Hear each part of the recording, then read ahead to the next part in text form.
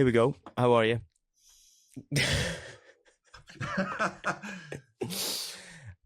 How are you? And we're in. Good, mate. How are you? I'm good.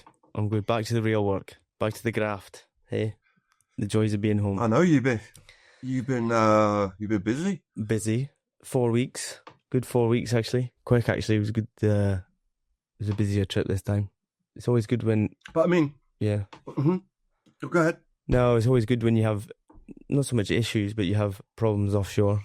It certainly makes the job go quicker. It was by quicker, didn't it? Yeah.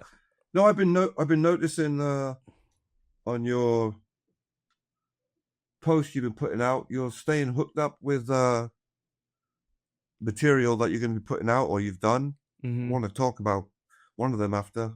Which one would you put out? I think the weight one's going to be a cracker. Yeah, I've got them coming on. Not next week, the week after. That Fat bastards no more. So I actually someone reached out on LinkedIn actually, and kind of directed me to the individual who's kind of in charge of all that. He's done that for ages, and I'm actually going to get him to try come on the show as well to kind of explain in more because he does it all over the world. He doesn't just do it for the UK. He does it all over the world. I think I'm going to get him on the podcast actually to kind of define how they've come up with all of this stuff. Obviously, OE UK are going to, they've gone off. I assume it's come from him. But yeah, I did a poll on LinkedIn. I think it was nearly 100, and I think it was more for it than against it. I agree with it, to be honest with you. I don't know where I sit on it. What is it? 240 kilos, is it? Or no, 240 pounds? 124 kilo. So 240 pounds. Is that what that is? Yeah, 2.2. That's fat as fuck. It's quite a difficult one because there's a guy I was working offshore just then, Dutch guy, 6'4". He weighed about 125 kilos or something like that, but there was nothing on him. Well, but I think it should be done by BMI. Yeah. I don't know how much I agree with it. I understand where they're coming from, in terms of, they're obviously, I don't know. I don't want to say what I really think. I think there's a bit of cost cutting is in there. I think there's a little bit of it. I know. I think they're stretching the truth to suit their argument, because the argument can be ripped apart by anyone with half a brain. Yeah, 100%. It's not right for a lot of reasons. It's right for a lot of reasons. But a couple of people made some good points. Is like, how does it go for cruise liners and fishermen? Yeah, but is that the big deal? Is it the fact that the winch can't handle it? They're saying it's to do with the winch. One of the things was coming up was to do with this winch load. Bigger winch. Yeah, I had a brief conversation with Graham, who's coming on, who's kind of leading it from OE UK, and basically the kind of gist of the conversation went that basically the rescue services, they understand if people go on missing or what, and you've got to go out and save someone who's overweight. But when people are going to a job, knowing fine well that they're overweight, it was something along those lines. I don't want to get it too wrong, because obviously he'll say it better, but basically they're not as happy with that kind of idea, should we say, of these guys knowing that they're overweight and stuff. It's a really difficult one, right? So say if you're 5'8" and you're weighing 124 kilo, unless you're 124 kilo of pure muscle, then which would be an absolute animal, then I'd see it. But if you're 124 and you are severely overweight, then I understand it from that perspective. But I think, like you say, is BMI right nowadays? Probably not. But I think if you are a big lad and a fit lad and you're 6'6", and if you went to 124 kilo and you looked like something out of, I don't know, Auschwitz, then that's a different argument. Yeah, that's a totally different argument. So I think it's too generically broad. Guys, I'm sorry to interrupt the show, and I really hope you're enjoying it. One thing I'm going to ask you, if you're listening to it and you're not liking, following or subscribing to it, could I ask a massive favour that you do? It really helps the show, it helps me bring in more people, and it helps me get more stories out there, which in favour brings more stories back in. Let's get back to it. Yeah, I think it's when you've got to ask I'm being serious now because I've actually done this. When you're sitting next to the guy on the chopper and you ask, I've done this in the Gulf of Mexico, and I've actually asked the guy to swap seats to me. So I'll be out that window far quicker than you will, and you're gonna plug it up. Yeah. And he was cool about it, and we changed positions. Yeah, that's fair enough. If you can't get out the window. Yeah, I think either way it'll be. Yeah, it's an interesting one. I'm sitting a bit on the fence of it. I'm obviously, when he comes on, I'm not going to grill him to the high heavens because you've got to be quite neutral as a podcast person. Well, I will definitely ask him questions, like obviously tough ones that have been put to me. I watched your questions. I looked at your questions. I thought, Jesus, Joe's going to have to be really. You're going to have a word with him before he comes on and put him at ease that you're not going to ask all them questions because some of them are like you're grilling. They're going to have to end up grilling him. I know. Yeah, because ultimately you've got to stay, quite neutral in that perspective because, to be fair to them, they came forward to me to speak about it. It wasn't me who went forward to them, which I have a word with them beforehand. Yeah, no, and say, look, what level do you want to go? Because I've got some really brutal ones that the guys want me to ask, and you've also got a crowd that you've got to please as well, or you're going to be seen as not doing. Yeah, exactly. What you said you'd do. No, exactly. But then the same again, there's people who are keyboard commandos or say whatever if they haven't got to say it. But you're with the poor guy, you're going to rip his head off. No, I know. Oh, well, it was because Big Jock from Glasgow asked you to do it, Yeah. Exactly.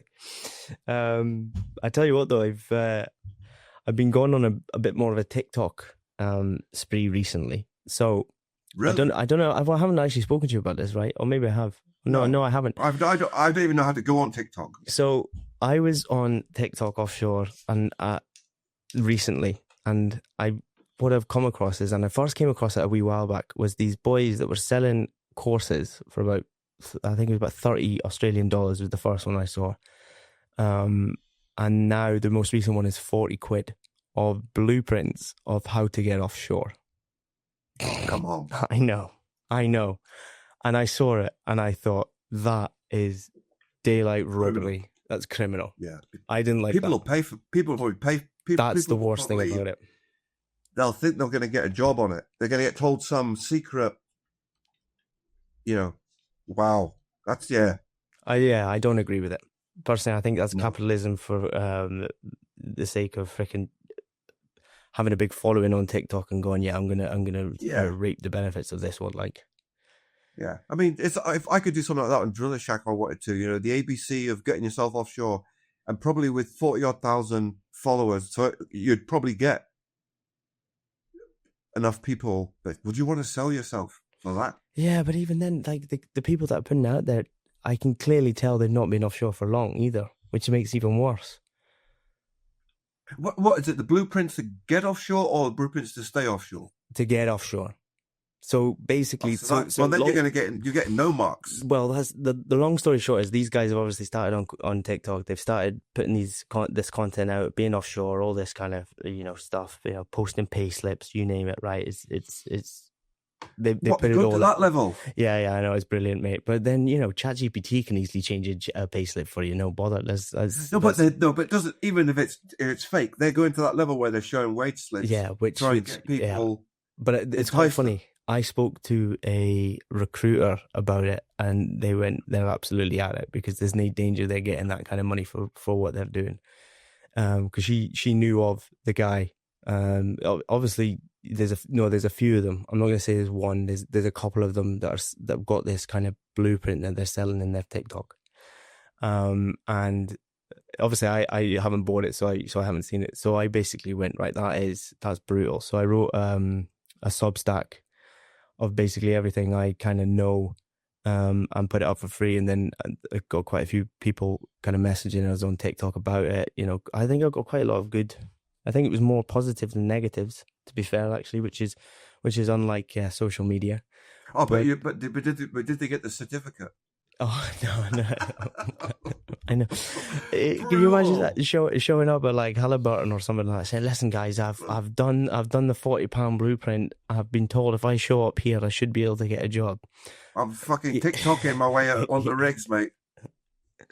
I hate that. I really hate that because. Can you imagine being in that? Can you imagine being in that position where you're going to throw money at that, hoping it's going to get you a job? You should be working offshore if you're getting. No. But Aussies, but if it's for an internal Australian crowd, they're a strange bunch though, because they don't work. This is British. These are boys in the UK sector doing it, which is even worse. Why? Because at the moment. Why did you say Australia? Oh, were you in Australia? No, that was the first time I saw one. I saw one like months back, and I never really thought much. So they're doing it all over the place. They're doing it all over the place. Scout. Yeah. Ah, okay. So, excuse me. What I was going to say about Australians before they all get pissed off at me, because Australians have a strange work ethic. They go on this kind of walkabout where they'll work 6 months of the year on a rig or till it's got a contract, and then they'll just fuck off. Yeah, and go to Bali for 6 months. Yeah. I worked with when I worked in Australia. I worked with a load of them that used to work like that. It would be like gold panning, meteorite hunting. They'd be doing something. Seriously. One of the drillers, his off-time job was meteorite hunting. Bloody hell! There's a lot of money in it apparently. Fair enough. If you can find a kilo rock sold to the Meteorite Society, it's like retirement money. Because what you get it in pieces, tiny little pieces. Yeah. If you can get a big bit, you're laughing. Yeah. So meteorite hunting, mate. You're not worrying about selling £40 blueprints anymore. Put it that way. No, definitely not. Yeah, well, I think I would do meteorite hunting before I do TikToking to get offshore. No, I saw it and I thought they've not been offshore very long either, which I think is the worst thing about it. From Liverpool. No, I'm not going to mention any names or anything like that, or places in the UK where they're from. But I just saw it and I thought that is bad. Hey, just turn your head to the left a bit. Just a bit. Oh, look at that. I tell you what, there's going to be some people who are going to give me some grief over this. Mate, I bet you they give you even more grief when I show them this if they're watching on YouTube.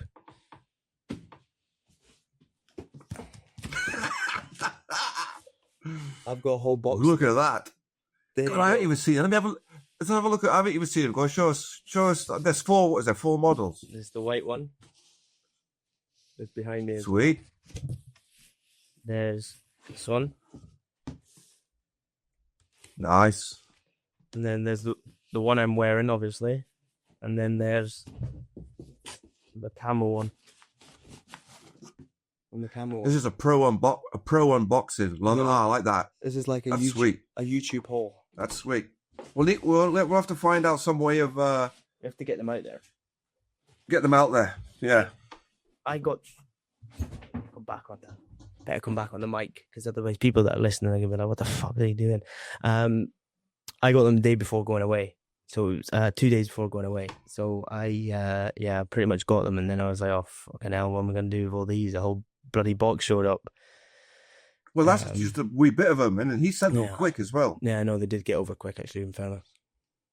Yeah, they've been there, just so everyone knows, the problem with them, they've been in Midland for months, and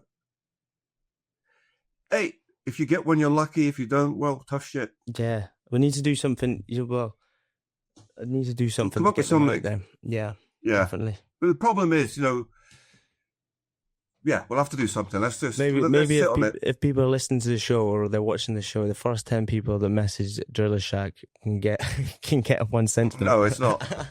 Yeah, if you say the secret phrase at the end of the video. Yeah, there you go.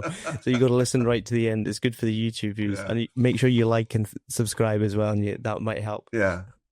Yeah, and you've got to repost 4 times. Oh, man. Anyway, let's discuss a little bit about geopolitics, because obviously it's everywhere at the moment on Madness. LinkedIn. You know, today, big time. Every second status, I think, or every second post I'm seeing at the moment, I've actually backed off it because otherwise it's just another post about Strait of Hormuz. But yeah, that I'm interested to see now where the frickin' hell we go. I'm interested to see how the market. This is why part of me thinks there's obviously a bigger way at play.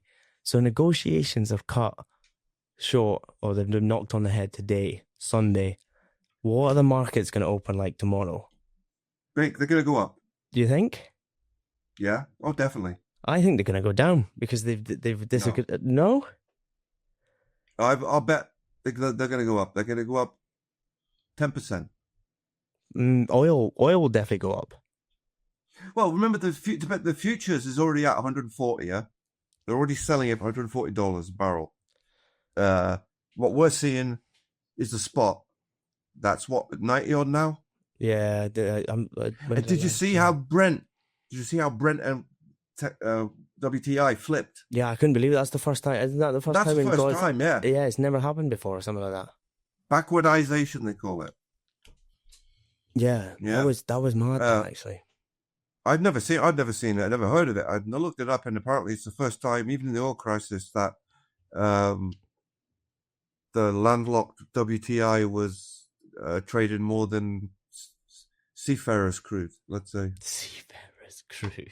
Well, that's basically what it is. That's why there's a split. Yeah. They say it's the quality as well. There is a bit of that in it, but it's also the fact that Brent crude is it's more accessible. I tell you what, it's not just that though. It's all the other things. You know, like Ras Laffan in Qatar, for example. I mean, that's going to take years to. One or two trains were hit. I can't mind how many they said. And then is it Ras Tanura in Saudi as well was also hit. You know, an absolute monster refinery as well. That's not going to come back online anytime soon either. I heard something today, and they were talking about for everything to come back. Each country that's been significantly hit, the Gulf countries and Saudi, is going to take 5 years to get them back up. I saw and within that, they're also going to have. There's going to be fields that aren't going to come back on as good as they were before because if they've shut them in. Yeah. You know, if they've actually, then they don't always come back. You know, producing the same rates. So there's a lot of, you know. Trump's about to block the Strait of Hormuz himself. So he's starting a wrangle with China. Yeah. Because China's definitely supplying Iran with something. And so then they'll have Iran will have the Caspian. They can transport to Russia or do some deals through the Caspian Sea, let's say. Yeah. So at the end of this, you're going to end up having China and Russia aligned with Iran. Yeah. I don't think Trump thought this part out really too smartly, because before he started, the Trump's Hormuz have always been contested, but they were open. Yeah, I know. You know, and then that's their atomic bomb. Yeah. You know, they don't have a nuke, so that's the best thing they could do. Let's bomb our neighbors and then shut down the Straits of Hormuz. That's fair play. That's their nuclear bomb. Yeah, I think when you look at Iran's response, they've done pretty well in the way they have responded, haven't they? You know, these people, the minds. You know, I saw Trump saying to someone when he was going on about with the people going out protesting. He goes, "You the one to report. You wouldn't go out and protest if someone's getting shot between the eyes." And I'm like thinking, well, Donald Trump, you wouldn't walk around and be prepared to blow yourself up for your politics. These guys are. I know, that's the thing. It's ideology. These guys will die for their ideology. And they're like, pull the pin. Yeah, I know. You're throwing, you're blowing their country up. They're asymmetric, specialists. So apparently all their missiles have been depleted. Yeah, I don't know where they're getting these missiles from that they're launching every 5 minutes. It's all bollocks. Yeah, I've read a couple of things, and I think I listened to something. I think it was a podcast snip or something like that. Obviously, Israel have obviously led the way, reading between the lines on this front. It's obviously a kind of this is just what I've been kind of the algorithms have been throwing at me, shall we say? But one of the things I saw was that there's talk that apparently Israel were that fed up with Iran, not fed up, but they were at that point that there's talk that they were going to drop a nuclear warhead on Iran, and the Yanks went in, a small, and the Americans went in to kind of stabilize, to stop that, so to speak. And instead of, I believe it.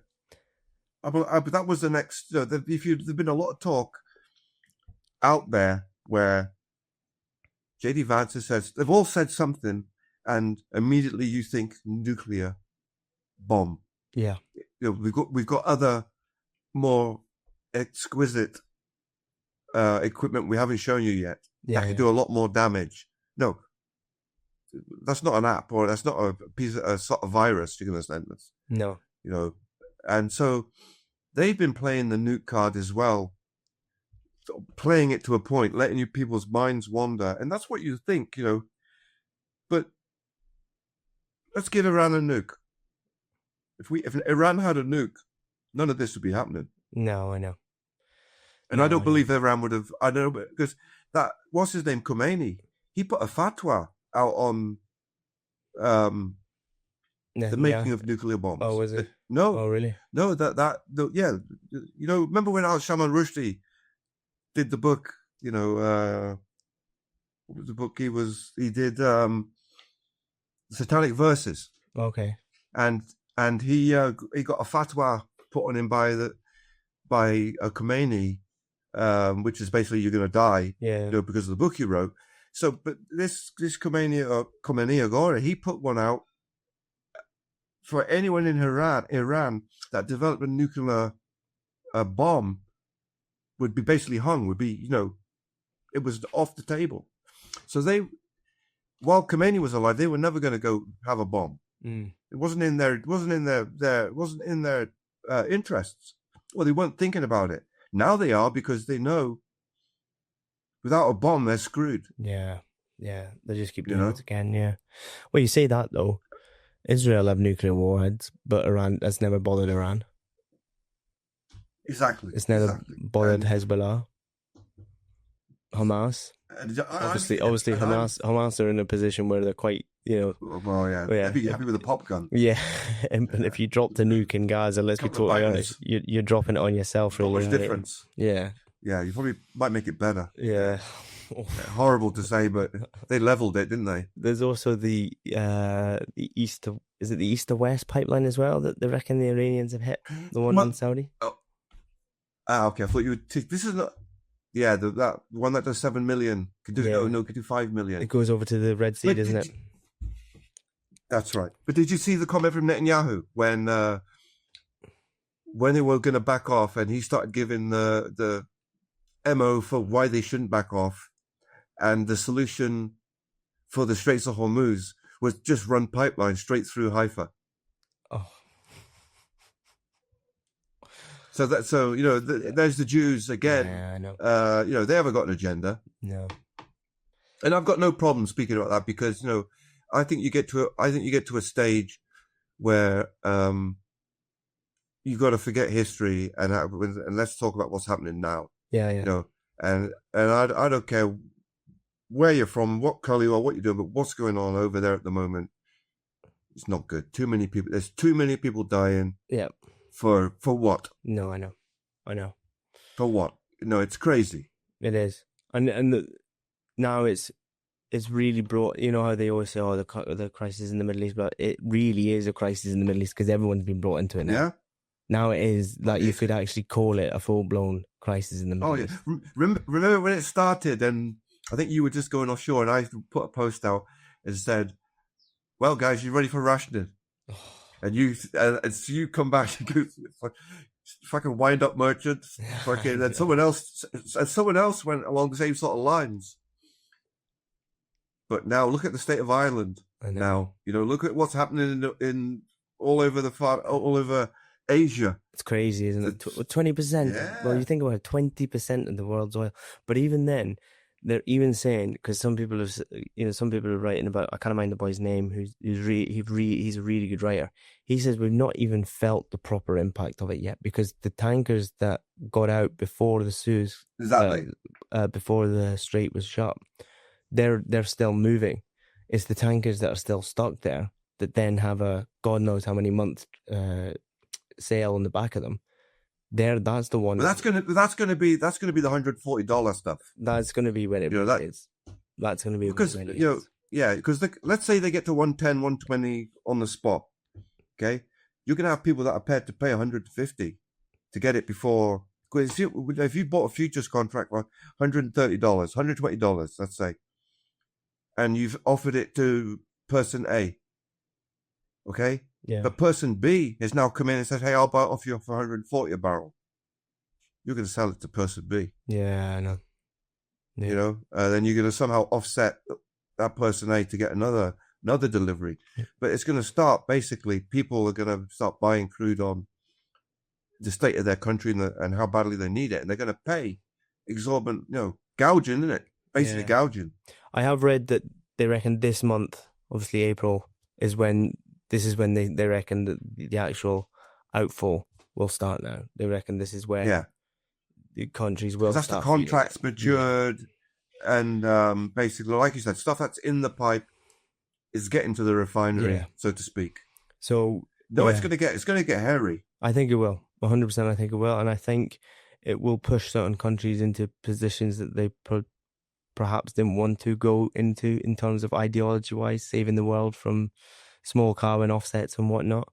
But yeah, I'm saying that in a sarcastic manner there, not just Britain. I think there'll be a few more. Yeah, I think Ed and Dave, what's his name? Dale Vince. Oh, Dale Vince. They'll be doing some backward thinking. He'll be getting some.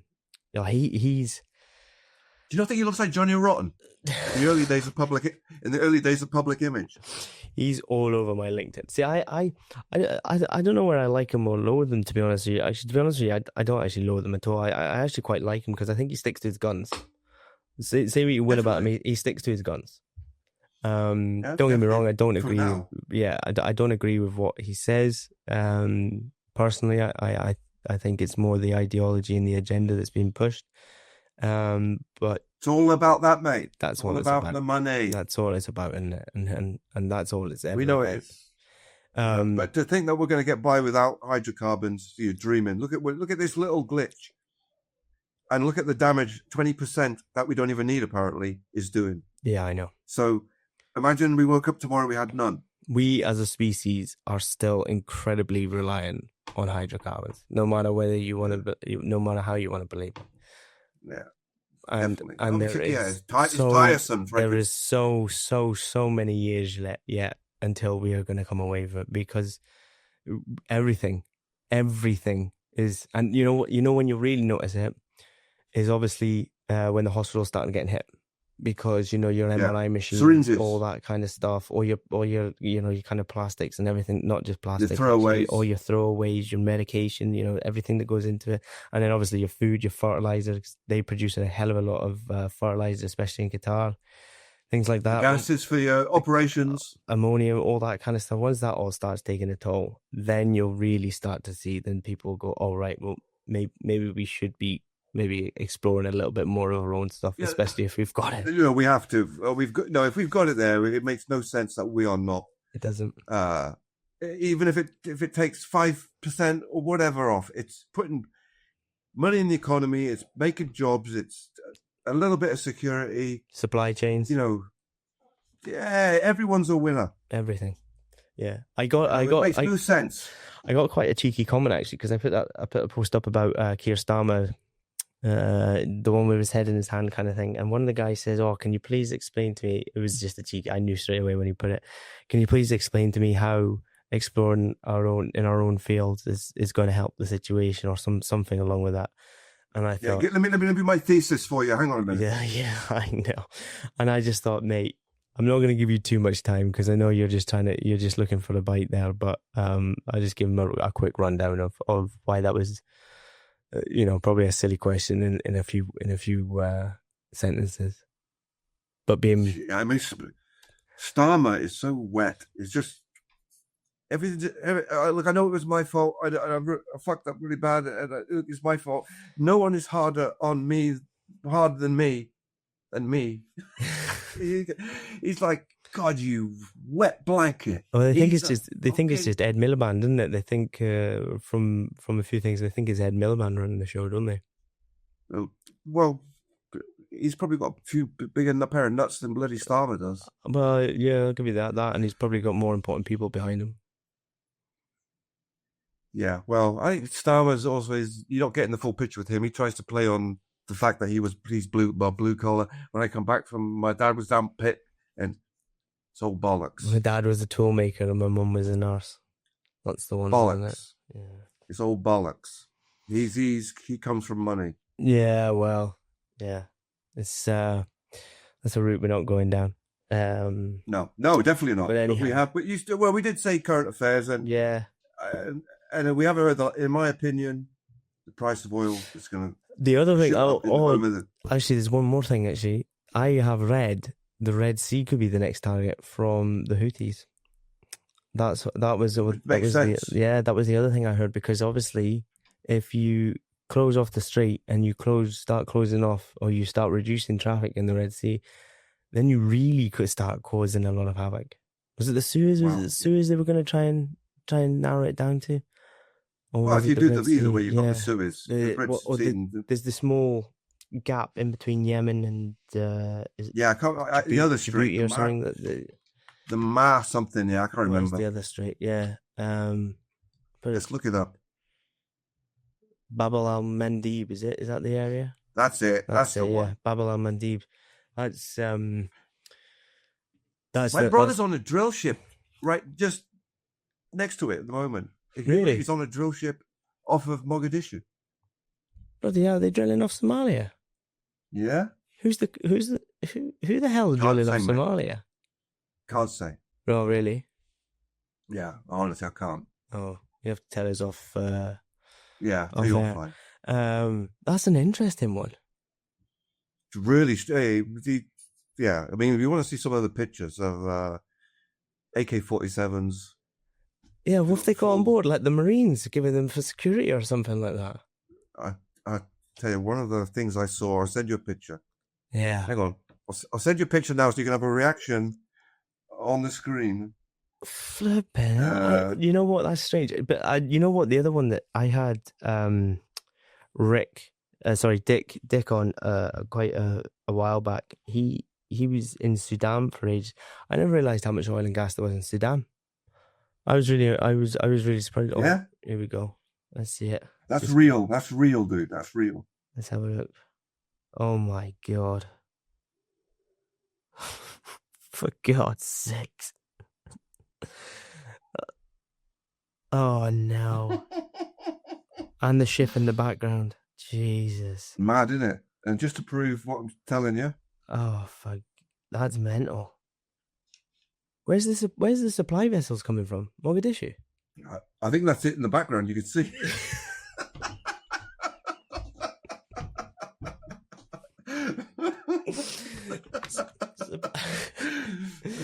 Supply vessel with big, huge support. It's a support vessel anyway. Yeah, I bet it is a support vessel. But that thing with the barrier, next to the crane pedestal, there's no life jackets there, mate. It's the opposite. I love how it's made out of pallets. Yeah, I said to her, that's bollocks. That's made out of plastic.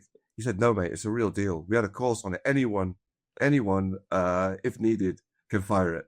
Oh my God. There must be some amounts for them to be going through that. They must think there must be some amounts there to be going through that. Yeah.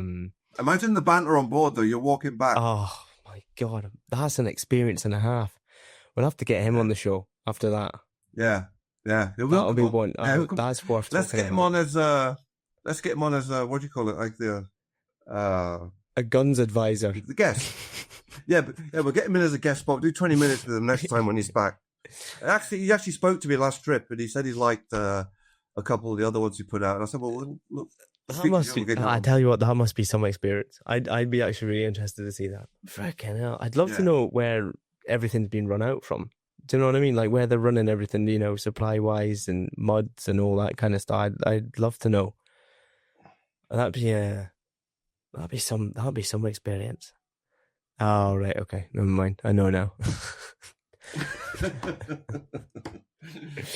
Right. It's actually quite funny because I've got a few links to it. It's not just my brother. Oh, is there more? So, is there only? Yeah. Is there only one ship there, or is there more than? Is there? Yeah, just one. There's only one. One. Oh, so it's just an exploration well then. Yeah, it's 9 months. It's doing one well or 9 month few wells. No, I don't know. It's a campaign, 9 months, and it's gone back up to that place. Then it's getting refitted to go and do other work somewhere else. Oh wow! Yeah, that'd be an experience. That'd be so God. Where'd you fly to? Where the hell are you flying to? Mogadishu. No, really? Honestly, I was like Black Hawk Down to him. Oh my God! Jesus. Yeah. I was like, I hope you're getting paid premium for that. He said, yeah, they are. Oh, I bet they are. Yeah. Mate, you'd be constantly. If you've got AK-47s and expensive RPGs. I tell you what, I'd be really interested to hear how that deal works. You know, whether they've got to do the deal with the gangs or militias that are there, or whether they do it with the government or what. I'd love to know the politics behind it all. I want to know, do you need to call the control room before you let that thing go? Can you? Oh, sorry. Fisherman. Oh, that was a supply boat. Oh no, sorry. That was a supply boat. Oh, I thought the casing was something else. Yeah. One of the roustabouts have just sunk the supply boat. Yeah.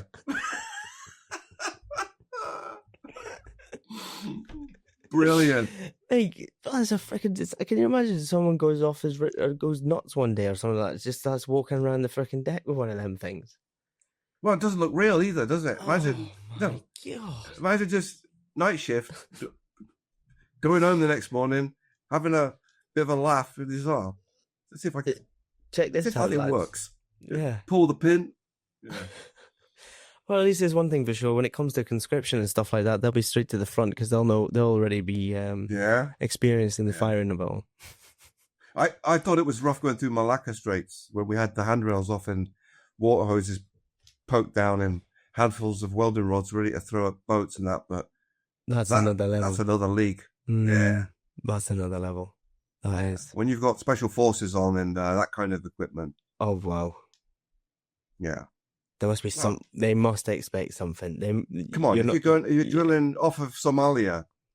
Most people avoid Somalia like a dose, you know. Not oil and gas. No. Exactly. So like you say, what are the? They must have. Had what are the shows like? Yeah, they must. What are the shows like to get you in to do something like that? You're not fronting that much money.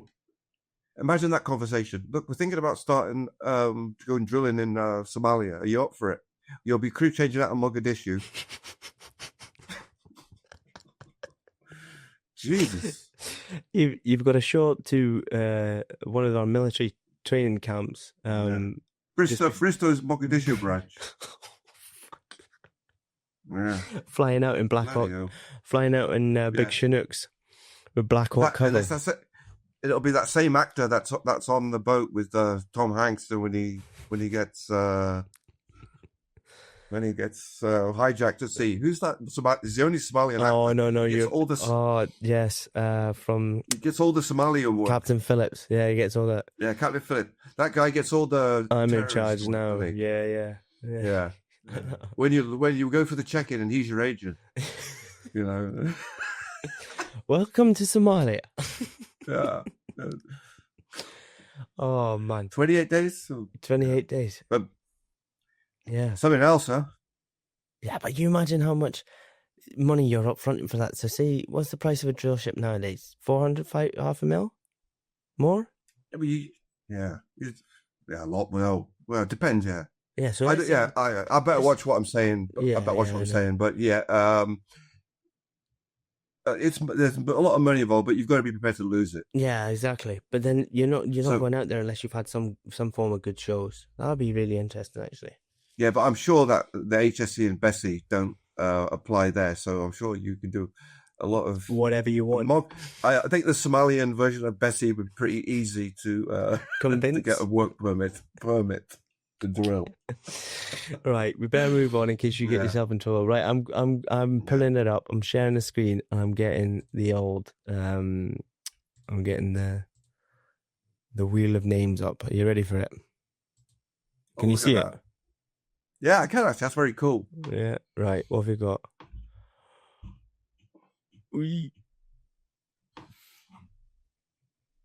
Oh, worst/best rig, vessel, or platform.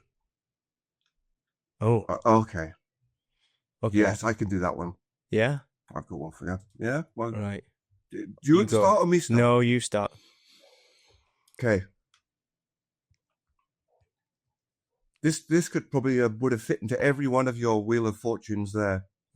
Okay. So I'm going to get some hate mail for this. Oh, God. Songa Saturn drill ship was the old Robert Bauer, global Robert Bauer drill ship. And it was getting refitted in Tuzla in Turkey on the Asian side of Istanbul. And I just started with my company, West. I went out there and swear to God, I was on night shift. The Kurds, there are a lot of Kurds working here. Yeah. They get all the shitty jobs in the ship, God bless them, but they get all the shitty work in the shipyard. As I was walking towards the rig at night, honestly, you had to carry a flashlight with you because you'd be through the deck of the ship. There was like floating pontoons everywhere to get to where the rig was. And as you're walking, you see these little glows through portholes it's like cofferdam, cofferdam dry docks. Okay, people were living in the walls of the dry dock. Oh, God. So they're working in the shipyard, and living in wrecked ships that were getting cut up inside oh man, what a dump. And the rig suited where it was being worked at. Got on the rig, and there was a bit of politics going on. Okay, so one company was doing the survey, we were doing the hands-on work for another third-party company, and things started to, the Songa people and the company, things started to go a little bit shitty our way. Well, I'm looking at the guy on nights with me, I'm going, what's the deal? Just me and him for West on nights. I said, something's not right. And the crane wouldn't work, so what we ended up doing was, subsea engineers know, we ended up having to drag ram blocks from one end of the rig to the other with chain falls, with sky hooks that didn't exist, to get things into this BOP. And it was just wrong. So where we ended up doing our job, and we said, look, let's just bite the bullet. Let's get this done. Don't let them get the better of us. We know what's happening. This is a political game. The company man's son's here, but the Songa guys, one of the guys on Driller Shack, he's got Chris Borg's his name. He wasn't there. Chris Borg wasn't there, but he'll stick up for them. So I could sense things were not going to go well. It was going to turn to shit really quickly on this rig.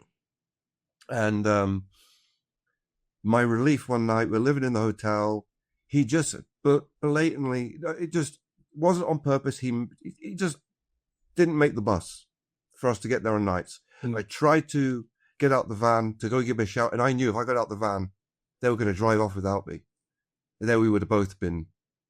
Yeah. At least if I went to the rig, I could try and, and I shouted out to the guy, and he ran to reception and got him said, look, just tell me to get a taxi out to the rig. So we got there. He got the rig late. So by now, there's been 3 days now of them speaking shit about us. So we got our work done, and there was a really bad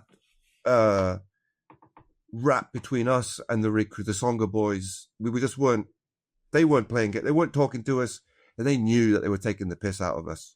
So we did the job we had to get done fixed and said, let's go and look around this dump.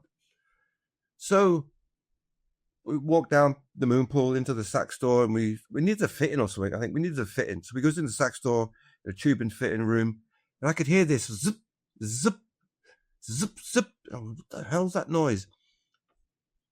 Have you ever lit a plastic bag on fire and it starts dripping? Yeah. So this zip, zip, zip noise was that noise, and it was them plastic bins. You know, they put fittings in, they stack them up on racks. Yeah. Caught fire. Okay, and it's behind a locked door. We can't get in. And so I'm like looking at him, he's looking at me, and I'm going, well. And then all of a sudden we look behind us, and there's the whole end of the sack store is on fire. Spiral guard, reels of spiral guard is on fire. It's welders working up above have set fire to the sack store. Oh, and inside the sack store is all the wooden crates full of all the new kit. Everything's in there. Okay. So we're instantly hits the fire alarm. Nothing. Oh. Nothing went off. Opened the extinguisher boxes, empty. Opened the hose reels, no hose reels, nothing. So we're like, the fucking rig's gonna burn down. Well, what we did see was everywhere was 1.5 liter bottles of water, what looked like water. Okay, yellow water. Yeah, it's not water, mate. Okay, so I ran over to this. It was a hefty fire in the corner of Spiral Guard.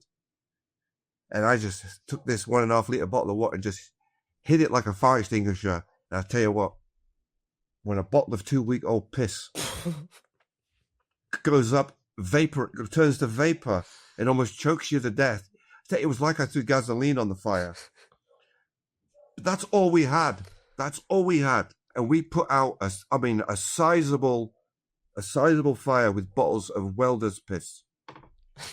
They were anyone that was on that job that follows Driller Shack that's watching this, they will not be able to they will know what I'm talking about. That rig was full of 1.5 liter bottles of piss. Ugh. Thank God, because their fire system didn't work. But the Turkish welder's piss does a really good job. I can tell you that right now. So we put the fire out, and then we goes up speaking. We're like, oh, just keep it down. You know, don't say anything. And their attitude changed. Immediately changed with us. Next night, just about to go to the rig, and I get a call from my manager in Houston. He said, "What's going on over there?" I said, "What do you mean, what's going on?" He said, "What's going on? I'm hearing shit back from the rig manager." And I asked him, and he's been told that you guys are not doing your job. You guys are not doing this. You're not doing that. I said, no. When I explained to him what had happened and explained that our competition was on board, he went, "Oh, all right." Then I explained to him what had happened with the piss. Mm. He said, "Look," he was really cool, my boss. He's like, I said, "What's your plan?" He said, "My plan is to go to the rig, get my gear, and walk off the rig. Because I'm not staying anywhere." He said, "No, go and do that. But before you do that, go in and tell the rig manager that you've spoken to me, and this is our response, and I'll be backing it up with an email in the morning." And so we got off the van, went into the rig manager, and the rig he didn't want to tell us that he was going to run us off in the morning. And I just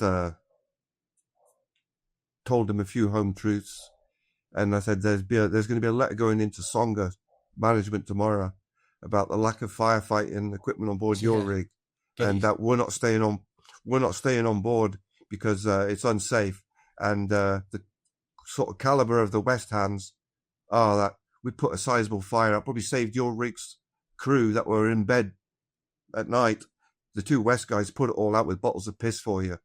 So that's what's going to your management tomorrow. And he didn't know what to do. Yeah, but that was probably the worst rig experience I've ever had. And I've been around Africa. That was just for expats to treat other expats like that in a situation, in a rig scenario, in a rig that was just a piece of shit. Yeah, shipyard, a piece of shit, dangerous as hell. Yeah.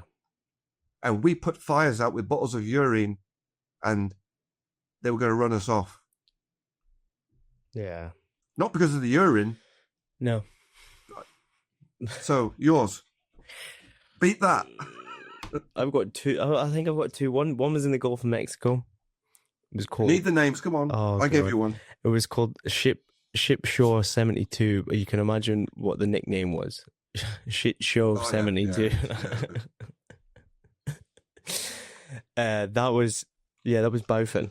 It was the strangest set I've ever. It's the first time I've been for a shower. Not Baufin drilling. No, not Baufin drilling. It's the first time I've ever gone for a shower. Some boy is coming off the rig, fully geared up while I'm showering, and just sat and taking a shite right next to me. Yeah, it was a really surreal experience, to be honest with you, because we all shared one toilet. We all shared one bathroom. Oh, so it's all like, yeah. Okay, it was the weirdest thing ever. You'd be sleeping at night, and there'd be boys. Enjoying your shite, mate. There'd be boys on the plant just coming in and going using the toilet or going in the shower or chatting away and stuff like that. How many men was there in the 12-man cabin? Nice 12-man cabin. It's fancy. Is this a boat, is it? No, this is a rig. This is an old rig. It was one of the shallow water rigs. So it was old as hell, man. Old as grass. Like a jack up or something, or platform? No, platform. It was three jackets, if I remember right, I think it was. And I remember waking up one night and all I heard was like this next to me. And I was like, what the hell is that? So I looked at my bed and the boy had put a sheet down his... Obviously, you can only imagine what he was doing in the bunk bed right next to me. Yeah. Yes, he was. Yeah. Yeah, I know. I was like, hey, what are you doing? Oh, sorry. Sorry. No, you're not. You're not sorry, because you wouldn't have done it if you were. And then we shared it with, there was only one cook on board, so we shared it with the cook who got up at 3 o'clock in the morning, and obviously he liked to let everyone else know that he was getting up at 3 o'clock in the morning to go do breakfast and stuff. And obviously, it was just really shit experience. And I remember it was quite funny as well. The guys were all right. You can't complain about it. Like, you make the most out of it. Funny after the fact. It's always funny after. It's always funny after. At the time, it's shite. Yeah, it's really crap. I remember. Yeah, but no one should be batting off. No one should be batting off. I know the things batting off, mate. The things you do for money, yeah. And you had to swing onto the platform. I remember that the company man we went on with was so angry at us all because you had to swing onto the platform and someone didn't swing on properly. And he gave us this big rant about how he'd seen someone getting crushed between a boat and a platform before. So obviously you come off this supply vessel that you've been on for about fucking 7 or 8 hours because it only sails at 1 knot, even though you can see land right behind you. It's that unbelievable experience that. And then you've got to swing at a Port Fouchon. Out of Fouchon. You got to swing across onto this platform. And you've got to catch it at the right time. And I think one of the guys catched it when the boat was going down as opposed to when the boat was when the boat was up. And he went nuts. Would you believe I did a course on that? We didn't do no course. 6 months ago. 6 months ago. No, we never did no course on that. Like 6 months ago, I did a course to swing onto a rig on a knotted rope. Yeah, it's... what's going on there? Like, I don't nowadays? Know. Are we going backwards? I was like... Surely the course is not the right course. No, I know, but they still do it. Yeah, it's it was quite a surreal experience. Actually, it was quite funny because I remember the crane driver was going home, and we needed a lift done. And he comes out onto the deck and he's like, God damn it, man, I'm going home, blah, blah, blah. He's in his Crocs, his t-shirt, and his hat. No PPE whatsoever, because he's going home, so he doesn't care. He comes out and does this lift, and there's like pumps going and all sorts. There's freaking, I think we were pumping with crude at the time as well, and there was all sorts going on. And this guy's just walking around in t-shirts and trousers and Crocs with his hat on. And it's just... Not caring. Not care. It's a totally different world, actually. Gulf of Mexico. It's totally different. It's totally different. Especially in them kind of jobs, where you're in them near shore, near shore rigs. I was on a chopper once flying in. I'll be really quick. Sorry, interrupt. I was on a chopper once flying in a little 4 or 5 seater thing, and I'm sitting in the front, and I wonder why the 3 regular hands let me sit in the front. And they were at the back. I was a third party hand. And as we take off this little, it's a diamond, a semi. As we took off the semi, we start flying towards this platform. And all of a sudden I just hit, I've got the headphones on, you know. The guy told me to put the headphones on. And it's going, and I'm like looking out the window. And I'm like, then and he's looking at me, and then the next guy, he's like that. I'm like, I can't understand a fucking word you're saying, mate. He's going, So next minute we come in and land on this chopper, and he hovers over, not just anywhere on the heli deck, and it goes sideways to the fuel. He's like that. Fill her up. So I've done some helicopter fueling, so I know there's a few. You got to check the water. You got to check the fuel. This platform's got no one on it. Oh, wow. He gives me the padlock, the key for the padlock. That's on the pump. Yeah. So I go. I'm like, well, this is rinky dink, isn't it? This guy's got the key to all the gasoline in the Gulf of Mexico. Yeah. This guy's got the shell card for all the gasoline in the Gulf of Mexico. So I go take the padlock off, and I'm like that.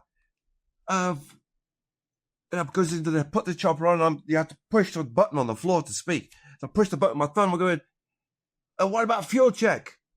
That's what about the earth? Fucking fuck that shit. Just get the fuel in.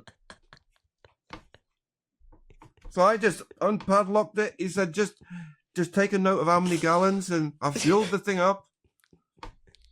What? Seriously, he didn't know. He didn't know what we were putting in the chopper. He didn't care about static electricity, and all I had to do was make sure I rolled that hose back up, put the padlock back on, and took count of the counter, and off we popped. And then I started speaking to him, and I was going, "Man, I've done heli deck crew before, and we didn't even check the water content of the fuel. That could have been pure water. It's an abandoned rig." It's funny you say. I've been on one of them kind of choppers. It's like a taxi, pretty much. Like I was on basically aero taxi. It is basically an aero taxi, isn't it? It's really strange, actually. Gulf of Mexico was so different. And basically, I went to some yard, some workshop. They took me in, weighed my bag, asked me if I had any drugs. Said no. They went, right, that's good enough. Threw my bags in the back of a golf caddy, drove me down to the end of this road, and then said, look, just take your bags, wait here, there'll be a chopper that comes and picks you up.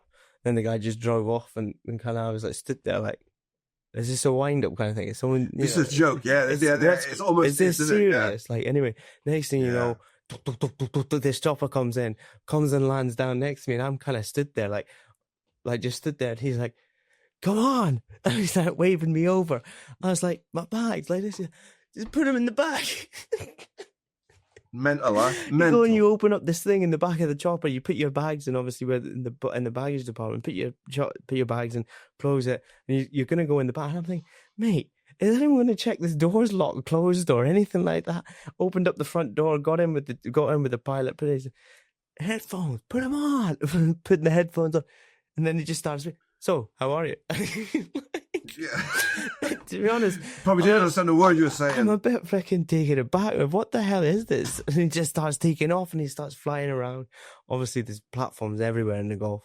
And And then it is different, isn't it? It is a totally different world there. It's meant, I say it all You've the got to time. be prepped for it. It's so different. But there's platforms everywhere. And you can see, you can see the storms move there pretty religiously. Like, it's unbelievable, the storms. Yeah. And he goes, yeah, it looks like there's a bit of a storm coming over there, and that's where the platform is, just around the back of it. So we're just going to come and land down here. And then he just swings this chopper down, and it just goes, just land on some random I'm like, what are we? Exactly. A rando platform. Just some random platform. And then he's like, yeah, we're just going to hold off here for an hour until the storm clears. I was like, right, okay, so get on out. Get your trunks out. Get on out. I was like, you what? Like, yeah, he said, just get on out. We're going to go down and go get some food. I was like, where the hell are we? Was there people on the rig? There was people on the rig. This guy just starts radioing in. He just goes, they just land on this rig. You go down, I'm like, what the hell? And then these guys just start talking to you, like, and all that kind of, like, as if it's a normal thing. Like it's normal. Just a normal thing. And you're this is Shell Garage. Yeah. It's like you're just stopping off at a coffee shop or something like that because the weather's quite bad. Man, it's, but it probably is because they're so close in. It probably is normal. Yeah. Yeah, we're used to 3-hour chopper rides, instant, act of God. Yeah, it's us that are taking it. Maybe, yeah, I think maybe we're just really strict in Europe in that regards because those guys they don't give a fuck, man. Like, here's your life jacket. Here's your life jacket. Like, crack on. I remember flying out of Port Fusion on another job. It was when I was going out to the shelf. Obviously, when you go to the shelf platforms, they're a little bit more stricter, it's a little bit more organized, should we say? And 2 guys failed the alcohol test. They just told them to wait in the heliport, get some food, and then they fly out on the next chopper. Yeah, exactly. It's like wait till you pass it. Yeah, it's a I quite like it. Like, I think it takes away, like, when you're in Aberdeen, for example, but you're treated like kids. There's no crack. No, the crack. There's no crack. No, I know. Crack's pish. No, they're not. But that part of it, sure. Getting to the rig. It's much more relaxed. Yeah. It's much more. Definitely, I agree with that. Yeah. But I don't like there's not much banter. No, they're not. No, but I don't think Americans out. Saying that, the last one I went on was brilliant. Last rig I was on was the Noble Valiant drill ship. It was fantastic. Yeah, but the drill ships are different. I've never been on a drill ship, unfortunately, but they are different kind of grade. Some of the best lads I've worked with ever. Was like one of my last trips I did offshore on the Noble Valiant. They were fantastic. They gave me a permit for 3 weeks for my camera. Oh, wow. To just like, okay, just go and take as many pictures as you want. That's good. Maybe companies are starting to be a bit more open about that. About time they were. No, this was definitely something to them, for them. Because not every, they were known, that rig's known for being super chill, super friendly. They get done and it depends who the operator is as well, Yeah. They work for L Log. I think the well name was Hudet. Brilliant. What was the name of the well? Hudet. Yeah, they've got some crazy names over there, and they like what was it? Mad Dog. I was on the Thunder Horse. Thunderbolts. I was on that as well. That's massive. That's huge. That's a big one. Yeah. Yeah, I did. Yeah, that's a big place. That was the weirdest thing ever. I was on there, and I met a boy. This just shows you how there is Brits everywhere. There was a boy from Essex who was, what was he, like the well services or something like that on there? I can't remember what he was. And I thought, what the hell are you doing here? And he went, well, I don't know, I could ask you the same thing, mate. I went, yeah, good point. Yeah. Yeah, it's a good, huge rig. Huge rig. Offices is weird on there, isn't it? It's all like crammed into a shitty area. We got put into corner. It's all really... Yeah. But, outside smoking area, that's brilliant. Yeah, no, it's good. I remember barbecue days was absolutely anarchy. There's loads of people on there, though, isn't there? If I remember right. Yeah, loads of people. Were Pride doing the drilling on there when you were there? It's a BP and Pride got the drilling package, but might have been Valaris. It was 2013. Oh, I did Pride. Yeah, it must be Pride. That wouldn't have been long after they almost lost it. I couldn't even tell you. It was 2010 they almost sunk it, or 2009. Yeah, that was when is that not when the hurricane hit it? Yeah, the hurricane valves. Well, the valves were in backwards. Yeah. Ballast, emergency ballast valves. It was only one leg that sunk, wasn't it? And then they should have been closing when they were opening. Yeah, I mind that. They were so close to losing it. I tell you what, the easiest one, an easy one is best rig I've ever been to is that Ekofisk. That's unbelievable. Oh yeah, Norway's easy. Yeah, Norway's.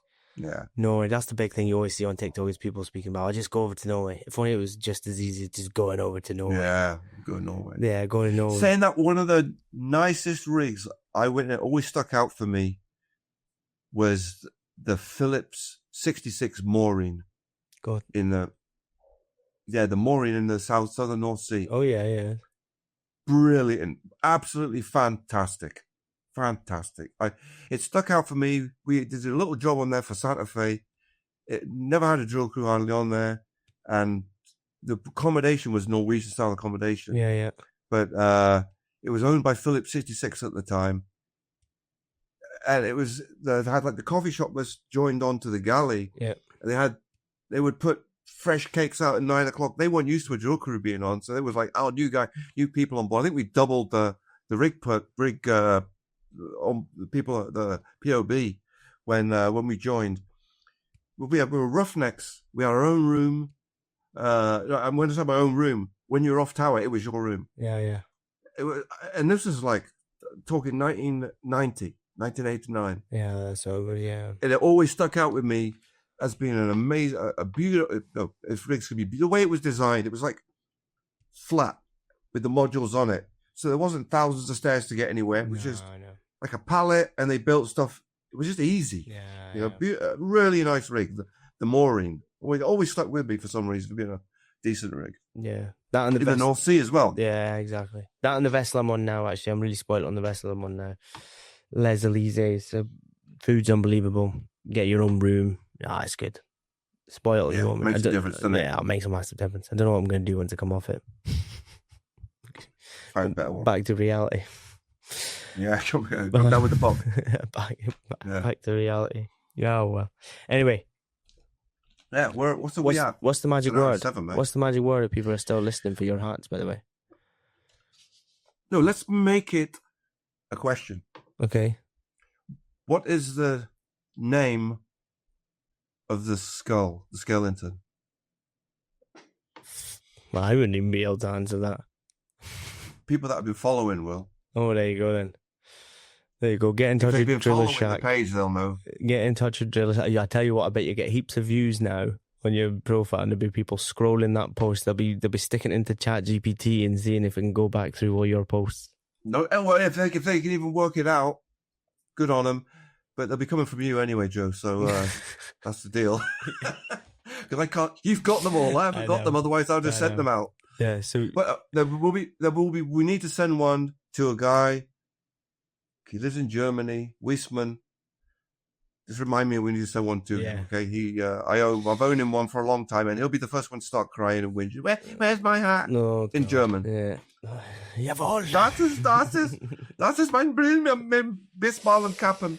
Oh, right. Right. That's right, mate. That's another wrap.